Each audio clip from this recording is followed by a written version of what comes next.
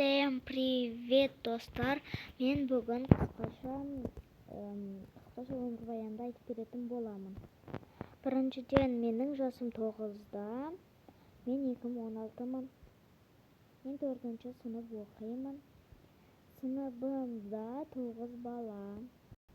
Отбасымда 4 адам. Сүйікті жануарым мысық. Сүйікті түсім розовый, ақ, қара. Жақсы көретін пәнім информатика, бейнелеу, көркем жазу, қазақ тілі, әдебиет. Семейде дүниеге келгенмін. Мұғаліміміздің аты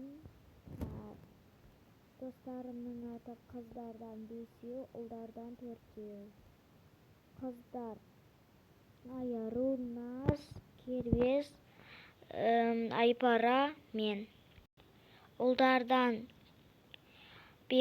Бегарыс, Саламат, Жарас, Ильяс.